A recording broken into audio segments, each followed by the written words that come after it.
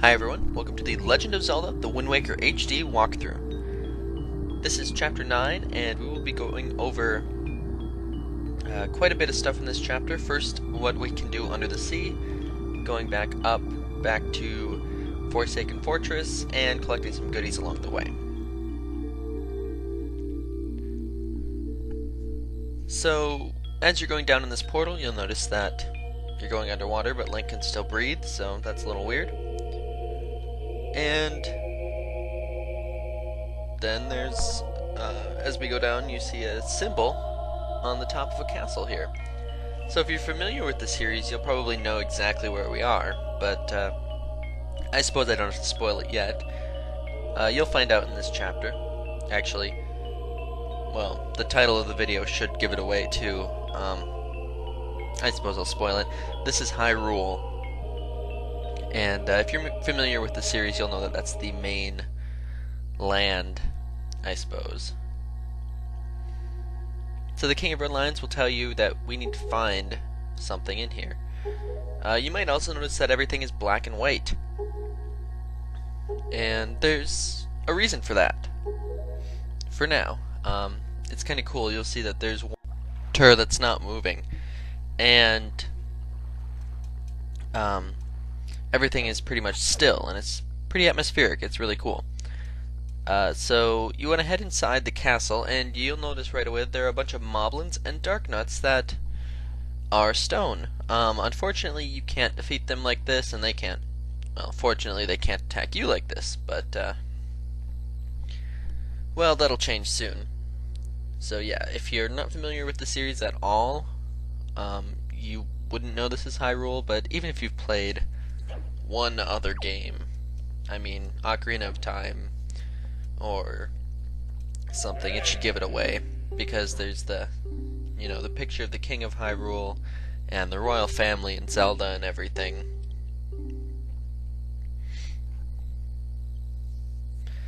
So anyways, you want to go down to the kind of main floor, where there's a symbol of 3 triangles. This is the Triforce symbol.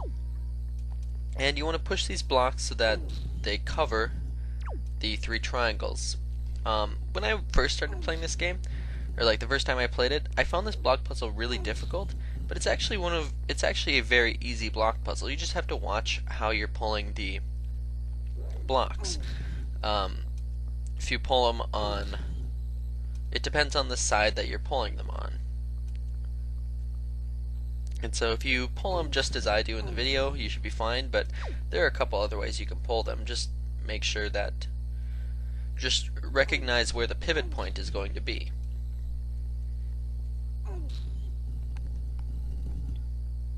And that's all there really is to it, is just recognizing the pivot point. Which point is going to stay and which other 2 points are going to move.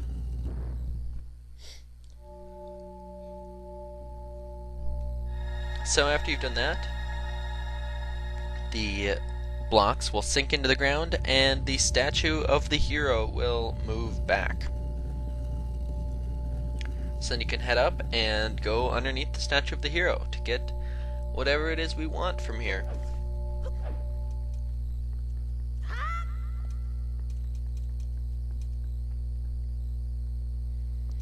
So once you're done here, you can just go straight forward and a cutscene will ensue.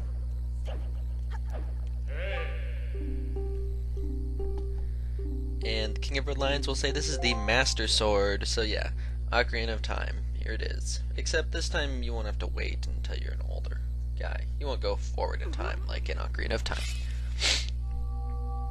You're ready to wield the Master Sword just the way you are.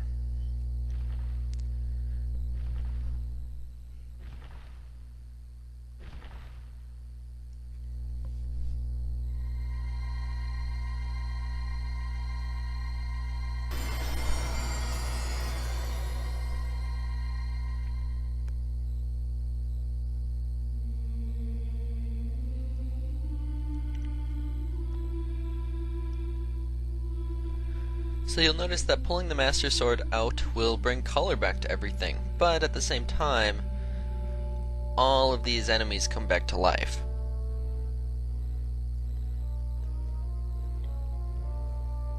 The fortunate thing is that the Master Sword now will do more damage to enemies. It's basically double the power of your original sword.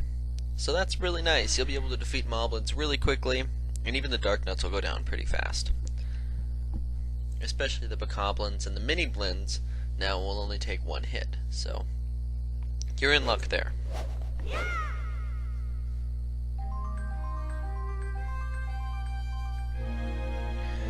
But we do have to deal with all those enemies upstairs, and that's the last thing we have to do here in Hyrule.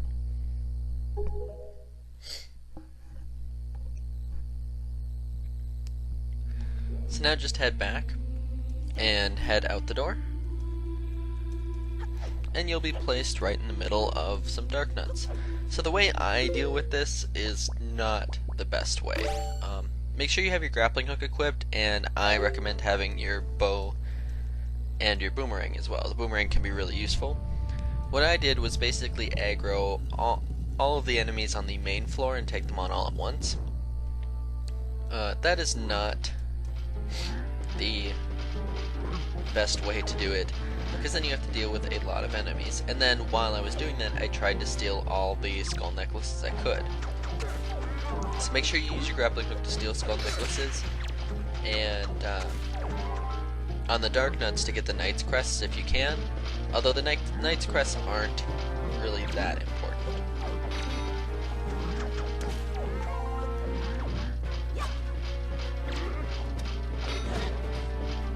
Also remember that the moblins do have a pretty good range, but the Dark Nuts will try to attack you sometimes, and they'll hit moblins.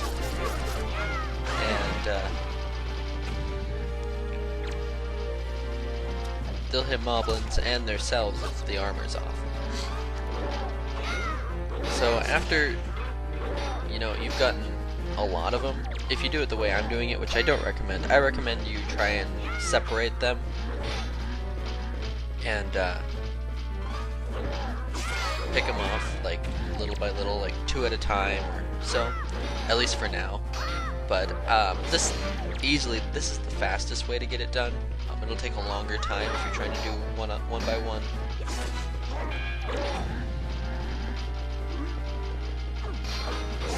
But yeah, the important thing is just to steal the skull necklaces, because you should have enough for the rest of the game after this part.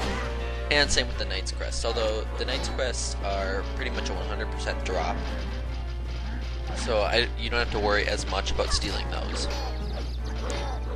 Also remember, you can use your boomerang on the Dark Nuts as soon as their helmets are off. So if their helmets are off, you can use the boomerang.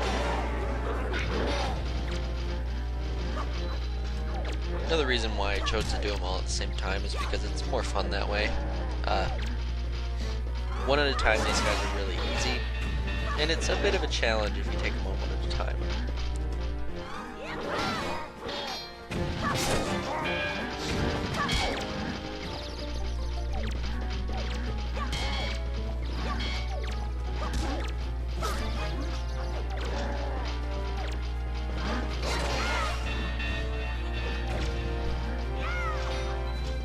Also make sure once you've defeated all the guys, you go back and get their emblems, because they will have Knight's Crest, and you're going to want to get all the Knight's Crest from this area, because by the time we leave, you want to have 10 Knight's Crest. That's important. It will allow us to do, because there should be 7 Dark Nuts in here, and we need 10 Knight's Crest to give to Orca for a side quest.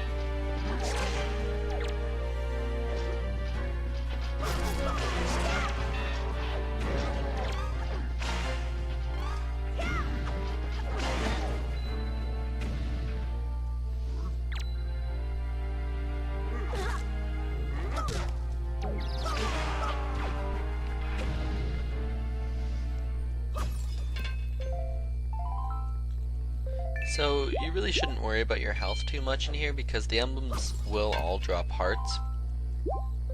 And they'll at least drop 2 hearts each, which is plenty to get your hearts back up, even if you lose quite a bit like I did. I lost like 10 hearts there in that big brawl.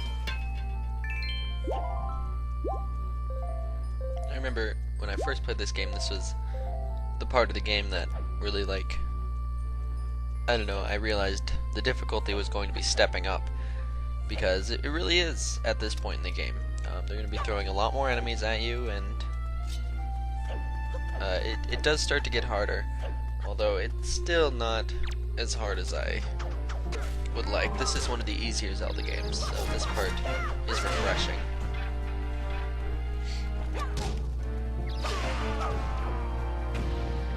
So after you take care of the guys in the main part, make sure you check the sides, because there are usually a couple guys on the sides, a couple moblins,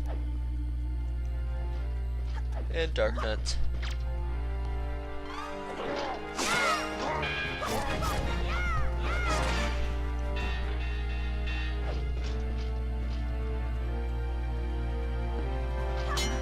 If dark nuts just have helmets on, you can push forward and B to stab and you'll get through.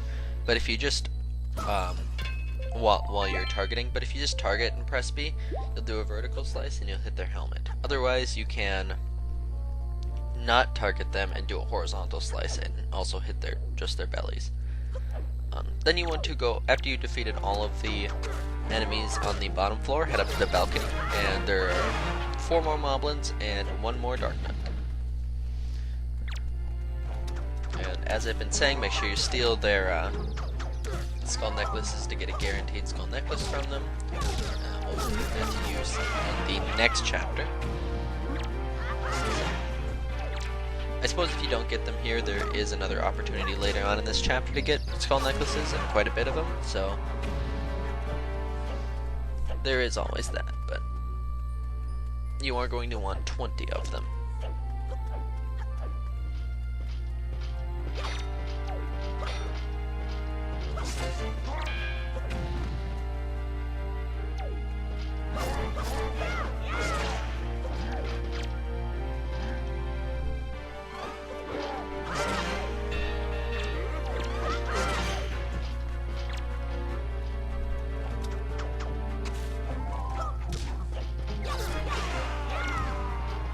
After you've defeated all of the enemies, you can just head out the door you came in, because the little electric barrier will be gone, and then I'll meet you guys for part B of chapter 9. See you then.